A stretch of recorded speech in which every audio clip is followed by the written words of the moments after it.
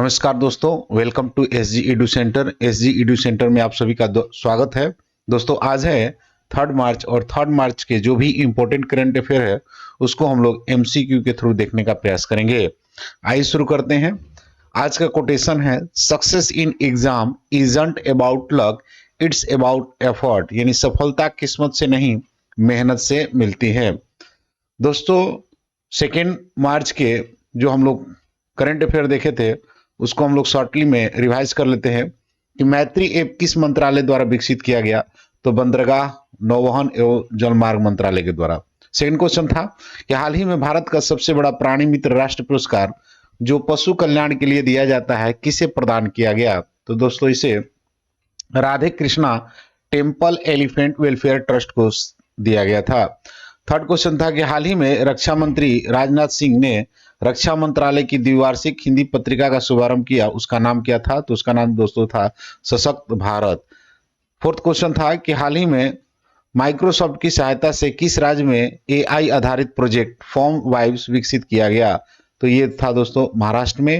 Next question था कि INS गुलदार भारत का पहला जलमग्न संग्रहालय बनेगा, यह किस राज्य में स्थित है। दोस्तों ये महाराष्ट्र में स्थित है। वन नेशन वन पोर्ट पहल का उद्घाटन किसने किया। तो सर्बानंद सोनोवाल ने। हाल ही में जारी वैश्विक अर्थव्यवस्था की रैंकिंग में कौन शीर्ष पर रहा। तो दोस्तों इसमें अमेरिका शीर्ष पर रहा था। सेकंड की हाल ही में जारी वैश्विक अनुमोदन रेटिंग 2025 में कौन शीर्ष पर रहा। तो इसमें नरेंद्र मोदी जी रहे। और हाल ही में किस देश ने सफलतापूर्वक चाइना से 10R उपग्रह प्रक्षेपित किया है। तो चीन ने। और लास्ट क्वेश्चन था दोस्तों कि भारतीय प्रतिभूति और विनिमय बोर्ड यानी सेबी के 11वें अध्यक्ष के रूप में किसे नियुक्त किया गया है। तो तुहिनकांत पांडे को। आज का क्वेश्चन है कि हाल ही में पूरी उड़ीसा में 9वें राष्ट्रीय स्वास्थ्य शिखर सम्मेलन का उद्घाटन किसने किया। यानी who has inaugurated the 9th national health summit recently in Puri Odisha. Option A Amit Shah, option B Piyush Goyal, option C JP Nadda और option D none of this. तो इसका सही आंसर है दोस्तों कि जेपी नड्डा ने पूरी उड़ीसा में 9वें राष्ट्रीय स्वास्थ्य शिखर सम्मेलन का उद्घाटन किया। दोस्तों पूरी उड़ीसा में आयोजित 9वें राष्ट्रीय स्वास्थ्य शिखर सम्मेलन का उद्देश्य भारत की स्वास्थ्य प्रणाली को मजबूत करना, प्रमुख चिकित्सा चुनौतियों का समाधान करना और सार्वजनिक स्वास्थ्य में नवाचार को बढ़ावा देना था। नेक्स्ट क्वेश्चन है कि हाल ही में भारतीय कृत्रिम अंग निर्माण निगम अपना पहला सहायक उत्पादन केंद्र किस राज्य में स्थापित करेगा। यानी recently in which state artificial limbs manufacturing corporation of India will establish its efforts. First ancillary production centre. Option A Tripura, option B Manipur, option C Mizoram और option D none of this. तो इसका सही आंसर है दोस्तों कि त्रिपुरा में भारतीय कृत्रिम अंग निर्माण निगम ने अपना पहला सहायक उत्पादन केंद्र को विकसित किया है। नेक्स्ट क्वेश्चन है कि हाल ही में माउंट फेटल ज्वालामुखी ने बड़ी मात्रा में मीथेन गैस कहां उत्सर्जित की है। यानी recently where the mount Fentale volcano has emitted huge amount of methane. Option A Japan, option B Indonesia, option C Ethiopia और option D none of this. तो इसका सही आंसर है दोस्तों कि इथोपिया में माउंट फेटल ज्वालामुखी ने बड़ी मात्रा में मीथेन गैस को रिलीज किया है।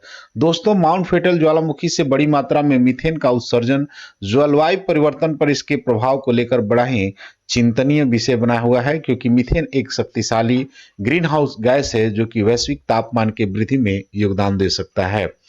नेक्स्ट क्वेश्चन है कि हाल ही में किस बैंक ने S&P ग्लोबल सस्टेनेबिलिटी रैंक 2025 में शीर्ष स्थान प्राप्त किया है। यानी which bank has recently top the S&P global sustainability rank 2025। Option A Bank of Baroda, option B Yes Bank, option C HDFC और option D none of this. तो इसका सही आंसर है दोस्तों कि यस बैंक ने जो है S&P ग्लोबल सस्टेनेबिलिटी रैंकिंग में शीर्ष स्थान प्राप्त किया है। देख लेते हैं इसके कुछ एडिशनल इंफॉर्मेशन को कि S&P ग्लोबल सस्टेनेबिलिटी रैंक 2025 में शीर्ष स्थान प्राप्त करने वाला बैंक अपने सतत बैंकिंग प्रथाओं, पर्यावरणीय जिम्मेदारी और कॉर्पोरेट प्रशासन के प्रति अपनी प्रतिबद्धता को दर्शाता है। नेक्स्ट क्वेश्चन है कि हाल ही में 2023-24 में किस राज्य की अर्थव्यवस्था बढ़कर 8.54 लाख करोड़ रुपए हो गई है। यानी recently the economics of which state has increased to 8.54 lakhs crore in 2023-24. Option A Odisha, option B Bihar, option C Andhra Pradesh और option D none of this. तो इसका सही आंसर है दोस्तों कि बिहार जो है इसकी अर्थव्यवस्था बढ़कर 8.54 लाख करोड़ रुपए हो गई है।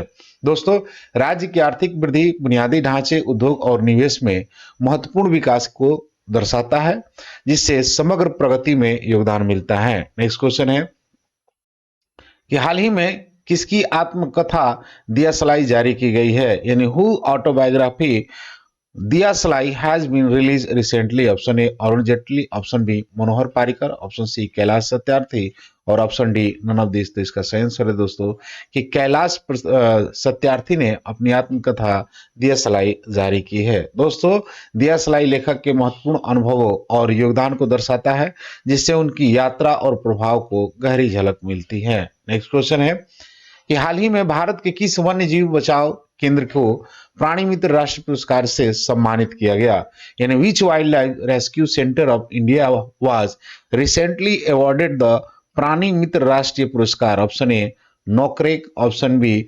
खांगचेंगजोंगा, ऑप्शन सी कोल्ड डेजर्ट्स और ऑप्शन डी वनतारा। तो दोस्तों इसका सही आंसर है कि वनतारा वन जीव बचाव केंद्र को प्राणी मित्र राष्ट्रीय पुरस्कार से सम्मानित किया गया है।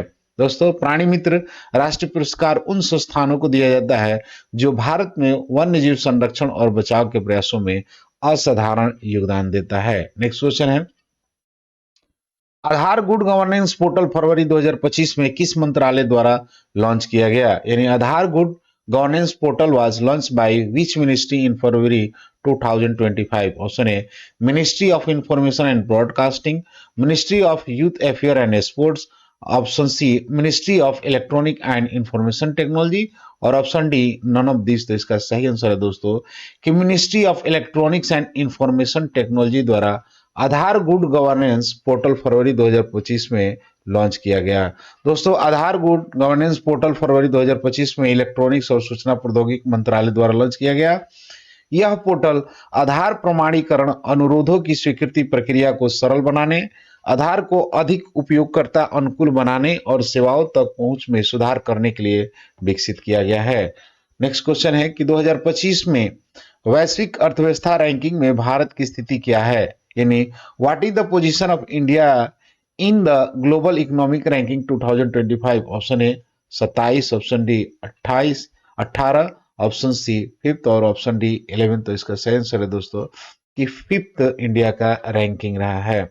दोस्तों, हालिया अनुमानों के अनुसार भारत वर्तमान में नामात्र जीडीपी के आधार पर विश्व की 5वीं सबसे बड़ी अर्थव्यवस्था है। भारत की अर्थव्यवस्था अक्टूबर दिसंबर तिमाही में 6.2% की दर से बढ़ी है, जिसमें सरकार और उपभोक्ता खर्च में वृद्धि प्रमुख कारक रही है।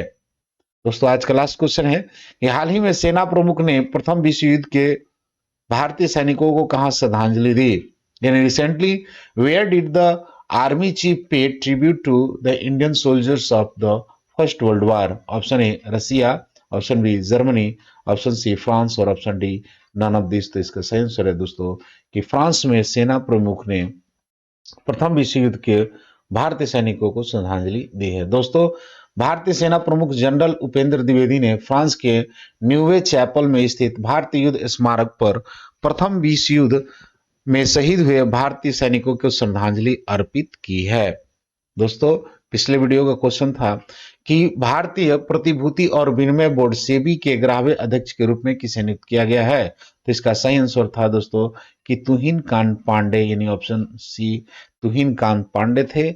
आज का क्वेश्चन है कि 2025 में वैश्विक अर्थव्यवस्था रैंकिंग में भारत की स्थिति क्या है, 27वीं, 18वीं, 5वीं और 11वीं। दोस्तों, इस क्वेश्चंस का कमेंट आंसर जो है कमेंट बॉक्स में जरूर दें। मिलते हैं अगले वीडियो में, तब तक के लिए जय हिंद।